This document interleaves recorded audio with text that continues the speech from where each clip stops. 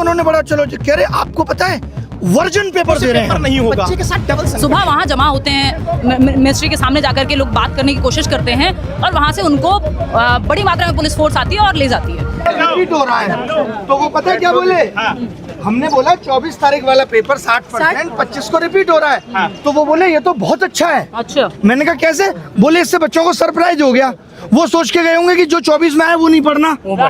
तो हमने वही पूछ लिया। इतनी बेहूदी बने की बातें कर रहे थे वो, उनको शर्म आनी चाहिए।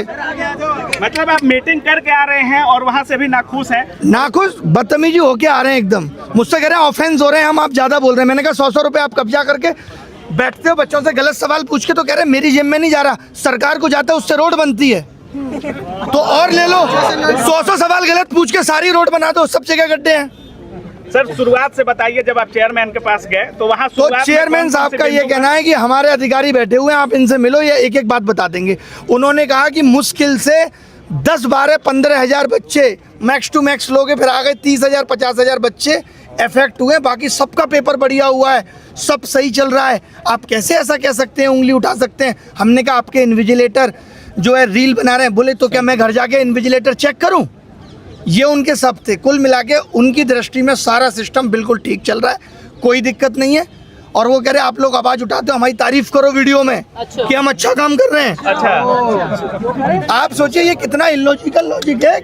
मुझे बोले मैंने भी इंजीनियरिंग की है, बोले मैंने इंजीनियरिंग की है तो हम लोग के मोटर आ जाती थी तो हम पर मोटर नहीं पढ़ के जाते थे, हमने इसीलिए पेपर रिपीट करा ताकि एक दिन पहले का बच्चा पढ़ के ना जाए। वहाँ पे रखी हर एक बात वहाँ पे रखी कि भाई एडिक्यूटी क्यों है। उन्होंने कहा सरकारी प्रोसेस है, एक रिगरस प्रोसेस है जिसमें एसएससी का कोई रोल नहीं है, हमारा एडिक्यूटी को रखने में कोई रोल नहीं है, साफ उन्होंने कहा। और एडिक्यूटी बढ़िया एग्जाम करा रही है उनकी नजर में। अच्छा, हाँ कह रहे वो हर दिन सुधार रही है। मैंने कहा इससे हर साल बच्चों का भविष्य तो बर्बाद हो ही रहा है। ये सब बातें उनको कहीं तो मतलब जिम्मेदारी लेने के लिए वो तैयार नहीं है, जवाबदेही तय नहीं हुई है। उनको तो गलत ही नहीं लग रहा है। आप सोचिए 70% वाली बात पे कितना गलत बोल रहे हैं, ये कोई जवाब है देने वाले? और शिक्षकों को आपको पता होगा बस में बिठा के घुमाया जा रहा है। और दिल्ली में सेंटर चेंज हुए हैं, इधर उधर हुए, उस पर क्या कहना है उनका? हाँ उनका ये कहना है, हमने बोला कि आप 5 ये ले लो, तो बोले ऐसा कुछ नहीं है, हम सिटी तो 10 दिन पहले बता देते हैं। और पता अपना एग्जाम्पल क्या करें बाबूजी, मैं जब पेपर देने जाता था 3 साल सीजीएल भी निकाला मैंने, तो मैं स्लीपर भी नहीं मिलती थी, धक्के खा के जाता था। तो उनका ये है कि बच्चे भी धक्के खा के जाएं, फिर काहे का डिजिटल इंडिया, फिर तुम देश को आगे ले गए हो। वही रिपीटेड क्वेश्चन थे और जो एआई वाले इन लोगों ने मुद्दा उठाया था कि एआई से पेपर बनवा रहे हैं, उस पर उन्होंने बड़ा चलो कह रहे आपको पता है वर्जन पेपर दे रहे हैं हम, वर्जन पेपर है ये सब थे। एग्जैक्ट शब्द बता रहा हूँ कैसे, बोले वो अनटच है, उसको किसी ने टच नहीं किया है, क्वेश्चन को बिना टच किए बन गया। मैंने कहा एक एक पेपर में 5-5 सवाल गलत हो जाते हैं, बड़े ध्यान से सुनना। मैंने कहा एक एक पेपर में 10-10 सवाल गलत हो जाते हैं। बोले पेपर अनटच है, किसी और को टच कराएंगे कि चेक कर लो एक बार तो गलत हो जाएगा, पेपर आउट होने के चांस है। आज आप देख लो जो लोग हमारे पेपर बना रहे हैं वो अपने मौसी के लड़के को भी बता दें, उनको भी नहीं पता ये पेपर किस एग्जाम में आएगा। मैंने कहा भाई आप सिलेबस में तो आपने दिया नहीं था, प्रोबेबिलिटी स्टैटिस्टिक्स आप सिलेबस तो दे रहे हो। बोले उससे क्या मतलब है, बच्चे को नहीं पता कि 12th बेस्ड है और 12th में सब आता है। तो मैंने कहा आप ये भी लिख दो कि भाई 12th बेस्ड है, एनसीईआरटी पूछेंगे तो बोले लिख देंगे, ये इनडायरेक्टली तो लिखा हुआ ही है। कुल मिला के उनको किसी बात के लिए इतना सा रिग्रेट नहीं है कि बच्चे परेशान हैं या एग्जाम सिस्टम खराब है। उनको लग रहा है हम भी धक्के खाते थे, तुम लोग भी धक्के खाओ, धक्के खा के कोई नौकरी तुम्हारे हिस्से में आ जाए तो अच्छी बात है, नहीं तो नहीं। किसी भी बात के लिए उनको कोई रिग्रेट या परेशानी इस बात से नहीं है, वो मजे में है पूरे। हमने कहा इन्विजिलेटर आप ऐसे ही रख ले रहे हो, बोले फिर कैसे रखें, चेक करने जाएं कि इन्विजिलेटर क्या करता था पहले, नहीं करता था। तो कुल मिला के सारे जवाब उलूल जुलूल थे। अब टीचर्स का आगे क्या प्लान है, अब आगे क्या करें? बस सब टीचर धीरे धीरे इकट्ठे हो रहे हैं, पूरे देश से बच्चे को बुला रहे हैं, यहीं बैठेंगे जब तक ये सिस्टम सही नहीं हो जाता। सुबह तक डीओपीटी बहुत नॉर्मल था, बात कर लेंगे कोई दिक्कत नहीं। वो अचानक उनको इतनी पिन लग गई, कैसे इतने लोग आ गए, ये कैसे हो गया, हटाओ अब नहीं मिलेंगे, ईगो पे ले ली बात, वरना उससे पहले मिलने को तैयार थे। मैं पढ़ाता हूँ। क्या नाम है सर आप? मेरा नाम शुभम मलिक है। देखिए सर, आज जब सुबह हम आए थे किसी प्राइवेट वेंडर के खिलाफ लड़ने नहीं आए थे। आप डीओपीटी में जब प्रदर्शन हो रहा था वहाँ पर थे? वहाँ मुद्दा प्राइवेट वेंडर नहीं था सर। सर ये ऐसी व्यवस्था है जिसने 10 साल में न जाने कितने होनहार बच्चों को इस तरीके से कुचल दिया कि वो आज सिर्फ अपनी किस्मत का नाम लेकर कर्रा रहे हैं, बोल भी नहीं पा रहे हैं। मैं आपको शुरुआत से बताता हूँ सर, एसएससी इस देश का एकमात्र कमीशन है जिसको ये तक नहीं पता लगा कि पेपर में पूछना क्या है। आप इसके एग्जाम पैटर्न की बात करिए। इसके एग्जाम पैटर्न में सर 2014 के अंदर, इसके एग्जाम पैटर्न में 2014 के अंदर पेपर का पैटर्न क्या था? 50 question reasoning, 50 math, 50 GS, 50 English. Sir 2015 में पेपर का पैटर्न अचानक चेंज किया गया। कहा गया अब से 25 question reasoning, 25 math, 25 GS, 25 English आएंगे। 200 की जगह सवाल हो गए सर 100। कोई बात नहीं। 2 घंटे से टाइम घटा के एग्जाम का कर दिया गया 1 घंटा 15 मिनट। कोई बात नहीं। हमने पूछा अब तो नहीं बदलेगा? बोला नहीं बदलेगा। सर 2016 आते ही फिर एसएससी का नोटिस आया कि थोड़ा और बदलाव है, जो 1 घंटा 15 मिनट का टाइम था उसे 1 घंटा कर रहे हैं। हमने पूछा अब तो नहीं बदलेगा, फिक्स है ना? बोला हाँ फिक्स है, नहीं बदलेगा। 2017 में फिर नोटिस आया सर कि ऐसा कर लेते हैं, एक छोटा सा बदलाव और है, नॉर्मलाइजेशन होगा अब हर शिफ्ट का।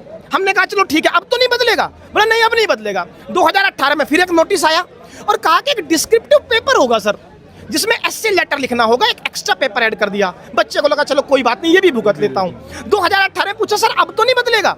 2019 में फिर नोटिस जारी कर दिया सर कि ऐसा कर लेते हैं, प्री तो रहेगा, क्वालिफाइंग मेंस में अब मैथ और इंग्लिश का पेपर नहीं होगा, चारों सब्जेक्ट आएंगे, मैथ, रीजनिंग, इंग्लिश, जीएस। एक बच्चा कोचिंग लेता है, उसी की तैयारी करता है, झटके से एग्जाम पैटर्न चेंज। यहां तक बात फिर भी झेल ले जाए सर, आपने वेंडर चेंज किया, आपने 500 किलोमीटर दूर सेंटर दिया, एसएससी सरकार चुप रही।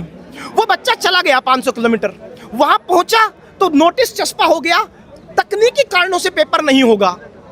उसने पूछा भाई क्यों नहीं होगा? तो वीडियो निकल के आई, एक प्राइवेट आदमी सर वेंडर धमका रहा है कि तुझ पे एफआईआर कर दूंगा। किस कानून के तहत? क्योंकि इस देश में कानून है अगर बच्चे पर एफआईआर होगी तो उसका सिलेक्शन नहीं होगा, सरकारी नौकरी नहीं कर सकता। क्या वो ब्लैकमेल नहीं था सर? फिर यहां तक भी बात रुकी नहीं सर, जब इससे आगे चीजें बढ़ी तो बच्चा कह रहा है माउस नहीं है सर। आप ये सोचिए कि मैं पेपर कर रहा हूं सर, 60 मिनट का पेपर है, पेपर शुरू हो गया, मैंने अपना पेपर करना शुरू किया, मेरी रफ सीट खत्म हो गई सर। बच्चा रफ सीट मांग रहा है, बोला नहीं देंगे। अब जब बच्चे को रफ सीट मांगने के लिए लड़े तो पेपर का टाइम जा रहा है, नुकसान उसका, और रफ सीट ना मिले तब भी नुकसान उसका, बच्चा गिर गया। यहां तक भी बात चली सर। हमने सोचा आज टीचर्स हैं, बच्चा तो नादान होता है, आइए एक बार सरकार से सम्मानित तरीके से, क्योंकि इस देश के प्रधानमंत्री ने परीक्षा पर चर्चाएं की हैं, तो ऐसा लग रहा था कि प्रधानमंत्री परीक्षाओं को लेकर संवेदनशील है। तो हमने सोचा कि आइए एक मुलाकात कर लेते हैं डीओपीटी मिनिस्टर से। सर आज सुबह आए, कौन टीचर है हम सर? जो पढ़ाते हैं क्लास में कि भारतीय संविधान का अनुच्छेद 19 इस देश में पीसफुली किसी भी सड़क पर किसी को एकत्रित होने की और अपनी बात कहने की आजादी देता है। सर सबसे पहले हमको ही घसीट के बस में डाला। अब क्लास में कैसे जाके पढ़ाऊं? क्या आर्टिकल नंबर 14 कॉन्स्टिट्यूशन का कहता है अपनी बात रख सकते हैं, और 19 कहता है कि पीसफुली खड़े होकर रख सकते हैं। ना तो 19 दिखा ना 14 दिखा, बच्चे को क्या पढ़ा पाएंगे हम? सर इतना ही बात नहीं है, बस मैं एक बात पूछना चाहता हूं सर, ये हम बताएंगे क्या इतनी बड़ी सरकार को कि वेंडर कैसे चुने जाते हैं? ये ग्राम पंचायत की सड़क बन रही है क्या कि मेरा घर नीचे में आ जाएगा, थोड़ी सी नीचे रखने से? बड़ी सरकार चीज होती है, अंतर्राष्ट्रीय स्तर पर भारत को संभालती है, एक वेंडर नहीं चुना जा रहा। इससे भी बड़ा खेल समझो सर, 2024 मेंस में जितने सवाल सही आए उससे ज्यादा गलत आ गए। चलो गलत आ गए, उसकी प्रक्रिया जानते हो आप सर क्या है? अगर सवाल गलत है और एसएससी को बताना है तो 100 रुपए देने पड़ेंगे। अच्छा, मतलब गलत सवाल आ गया, आपको एसएससी को कहना है देखो साहब आपका सवाल है गलत, हर सवाल के 100 रुपए। अगर 5 सवाल गलत है तो 500 रुपए में आप सिर्फ ये बता पाएंगे कि सवाल गलत था। और आप बता रहे हैं 24 सवाल गलत आए। हाँ वही मैं कह रहा हूँ, इसका भरोसा नहीं है, वो माना भी जाएगा गलत के नहीं। 500 तो अब तक दे दिए सिर्फ बताने के। बच्चा सर ये कौन सा बच्चा है सर? ये अगर करोड़पति होता ना सर तो ये सरकारी नौकरी नहीं ढूंढता सर, ये ग्रुप डी की नौकरी नहीं करता सर। ये बच्चा अपने बाप के सपनों को लेके आया है। और मैं आपको ईमानदारी से कह रहा हूँ सर, एक दिन आप मेरी जगह आगे खड़े हो जाइए बोर्ड पे। इस बच्चे के साथ डबल संकट है, अगर ये सारी हकीकत अपने बाप को बता देना तो बाप का और पिता का भी मनोबल टूट जाएगा कि रहने दो भाई पढ़ो ही मत, अगर ऐसी व्यवस्था है। उसे भी नहीं बता पाता, किसको बताता है? टीचर्स को। सर मनोबल टूट रहा है सर इस बार पेपर आउट तो नहीं होगा सर जिस तरह का हो रहा है मेरा हो जाएगा सर। तो सुनता कौन है इनकी समस्याएं? हम। यही तो सरकार तक पहुंचाना चाह रहे थे सर। कोई प्रोटेस्ट की कॉल थी नहीं, सिर्फ एक डेलीगेशन मीटिंग करना चाहता था 3-4 लोगों का, वो भी अलाउ नहीं किया। को भी समझ आ रहा है कि आज सुप्रीम कोर्ट की गाइडलाइन है कि आप 5 बजे के बाद यहाँ बैठ नहीं सकते, यानी आप अपनी आवाज बुलंद नहीं कर सकते, चाहे आपके साथ समस्या कितनी भी बड़ी हो, रात में हुई हो। और हम भी ये नहीं चाहते, हम सब शिक्षकों का ध्येय कभी राजनीति करना नहीं है, खुद को चमकाना नहीं है, ये सब हम कभी नहीं सोचते। हमारा ध्येय यही है कि भाई आपको आपकी मंजिल तक पहुंचाने में मदद करें। अब अगर आज ये प्रशासन ये कह रहा है कि हम आपकी 2 दिन के अंदर डीओपीटी मिनिस्टर से मीटिंग करा देंगे, जो आपकी समस्या है उनका समाधान करा देंगे, तो हम भरोसा ही कर सकते हैं। हर तरफ से हमें बांध दिया है कि आप यहाँ बैठोगे तो छात्रों पे लाठीचार्ज हो जाएगी, कल को बच्चे को एग्जाम देना है, सीजीएल का एग्जाम देना है। ये हमारा इंटेंशन नहीं है कि आपको किसी भी तरीके की क्षति पहुंचे, कि हम किसी भी आंदोलन को एक तो राजनीतिक नहीं बनाना चाहते कि हाय हाय और फलाना ढिमका। हमें सीधे सीधे रास्ते से सरकार से बात करके अपने खराब और फ्रॉड एजुकेशन सिस्टम को सही करना है, जो सिस्टम ने खराब कर रखा है। हम नहीं चाहते कि यहाँ 500 बच्चा आके बैठा है और कोई छुटभैया नेता आए और हाय हाय करके पब्लिसिटी ये इंटेंशन। और हमने पहले भी कभी, यहाँ तो बहुत छोटे नेता है, मैं देश के विपक्ष के बड़े नेता राहुल गांधी से इतनी सी उम्मीद नहीं करता। आज अगर विपक्ष अच्छा होता तो हम लोगों को रोड पे धक्के नहीं खाने पड़ते। विपक्ष की औकात नहीं है कि सवाल कर सके यूथ का। अगर आज हम ये कहें कि केवल सरकार यूथ को वोट बैंक नहीं समझती, तो विपक्ष भी नहीं समझता। ये सब अनपढ़ हैं।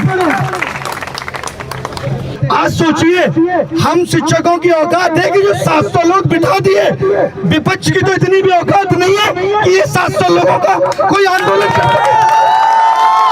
तो इस देश को केवल सरकार या जो सरकार चला रहे लोगों ने नहीं बर्बाद किया, विपक्ष का भी बहुत बड़ा हाथ है।